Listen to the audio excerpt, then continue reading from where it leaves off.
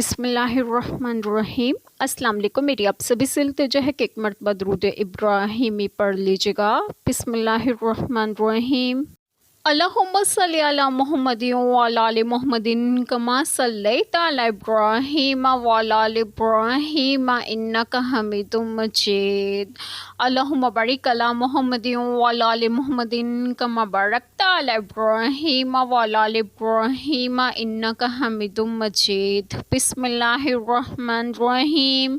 8 نر اور مادہ، ایک جوڑا بھیڑ کا اور ایک جوڑا بکری کا، تم فرماؤ کیا اس نے دونوں نر حرام کیے یا دونوں مادہ، یا وہ جسے دونوں مادہ پیٹ میں لیے ہیں؟ کسی علم سے بتاؤ اگر تم سچے ہو۔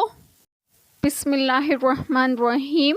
آج جو بات میں آپ لوگوں سے ڈسکس کروں گی وہ یہ ہے کہ اس آیت کریمہ میں ہے کہ 8 نر اور مادہ، ایک جوڑا بھیڑ کا اور ایک جوڑا بکری کا، تم فرماؤ کیا اس نے دونوں نر کیے یا دونوں مادہ، یا وہ جسے دونوں مادہ پیٹ میں لیے ہیں؟ یعنی اللہ تعالیٰ نے نہ بھیڑ بکری کے نر حرام کیے، نہ ان کی مادائیں حرام کی، نہ ان کی اولاد۔ ان میں سے تمہارا یہ فعل کہ کبھی نر حرام ٹھہراؤ، کبھی مادہ، کبھی ان کے بچے، یہ سب تمہارا افتراء یعنی تمہاری ایجاد ہے، اور ہوائے نفس کا اتباع۔ کوئی حلال چیز کسی کے حرام کرنے سے حرام نہیں ہوتی۔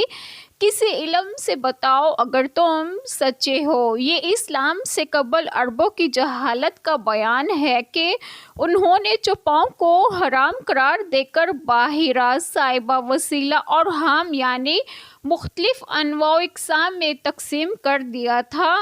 اسی طرح جانوروں، فصلوں اور پھلوں کو انہوں نے اور بھی کئی قسموں میں تقسیم کر رکھا تھا۔ لہٰذا اللہ تعالیٰ نے یہاں یہ بیان فرمایا ہے کہ اسی نے ایسے باغات پیدا فرمائے ہیں جو چھتریوں پر چڑھائے ہوئے بھی ہیں اور جو چھتریوں پر نہیں چڑھائے ہوئے وہ بھی، اور اسی نے چوپاؤں کو بھی پیدا فرمایا جن میں سے بعض بڑے بڑے اور بوجھ اٹھانے والے بھی ہیں اور بعض چھوٹے چھوٹے زمین سے لگے ہوئے بھی۔ پھر اس نے فرمایا کہ اسی نے بھیڑیوں اور بکریوں میں سے نر اور مادہ کو سیاہ اور سفید رنگ میں پیدا فرمایا، اور اسی طرح اس نے نر اور مادہ اونٹوں اور گایوں کو بھی پیدا فرمایا، اور اس نے ان جانوروں کو اور ان کی اولاد میں سے کسی کو بھی حرام قرار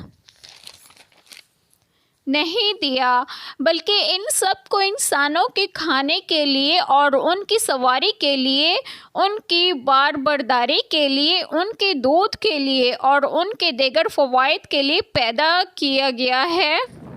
لیکن مشرکین نے ان میں سے بعض اقسام کا کھانا اپنے لیے حرام کر لیا تھا۔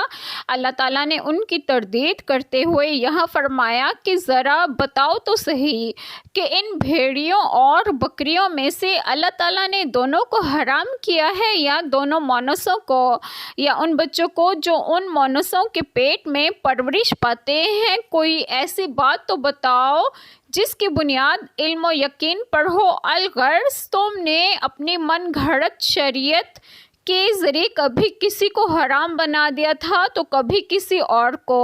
نبی کریم صلی اللہ علیہ وسلم نے فرمایا، میں نے عمرو بن لوہائی کو جہنم میں اپنی انتڑیاں کھینچتے ہوئے دیکھا۔ سب سے پہلے بتوں کے نام پر جانور باحیرہ، سائبہ، وسیلہ اور حامی اسی نے چھوڑے تھے۔